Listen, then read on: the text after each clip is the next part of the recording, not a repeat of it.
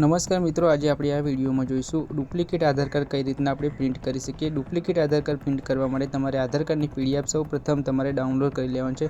Download કર્યા બાદ તમારે કોમ્પ્યુટરની અંદર એડોબ ફોટોશોપ 7.0 ઓપન કરી અને આની અંદર તમારે પીડીએફ ઓપન કરી લેવાની છે। ત્યારબાદ તમારે અહીંયા કંટ્રોલ N કરશો એટલે તમારે 4/6ની અંદર એક ક્લિયર લઈ લેવાનું છે, એક પેજ લઈ લેવાનું છે। આ પેજની અંદર તમારે જે પણ આધાર કાર્ડની પીડીએફ લીધી છે એ તમારે અહીંયા 4/6ની અંદર તમારે જે આધાર કાર્ડની સાઇઝ છે પીવીસી કાર્ડની સાઇઝ 3.3 અને 2.0ની અંદર તમારે કન્વર્ટ કરી દેવાનું છે। આપણે આની અંદર રાઇટ એંગલ ટૂલનો ઉપયોગ કરી અને આધાર કાર્ડને આપણે ક્રોપ કરી લેવાનું છે। ક્રોપ કર્યા બાદ આપણે એની જે સાઇઝ છે 3.3 અને 2.0ની અંદર કન્વર્ટ કરી અને 4/6ની અંદર આપણે મૂકી દેવાનું છે। તો આપણે તમે જોઈ શકો છો મિત્રો, આવી રીતે તમને જોવા મળી જશે।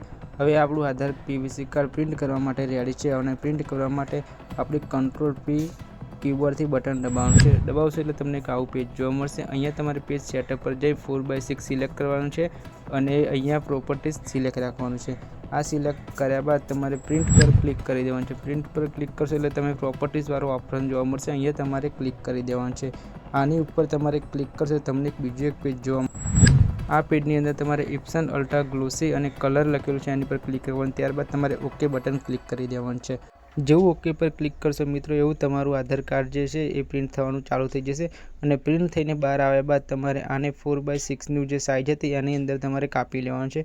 કાપ્યા બાદ તમારે બંને સાઈડની એક બાજુ જોડી અને તમારે લેમિનેશન કરી દેવાનું છે। ત્યારબાદ તમારું પીવીસી કાર્ડ રેડી થઈ જશે, ડુપ્લિકેટ આધાર કાર્ડ રેડી થઈ જશે। તો મિત્રો, વિડીયોને ગમે તો લાઇક શેર કરજો અને ચેનલને સબસ્ક્રાઈબ કરવાનું ભૂલતા નહીં। Thank you.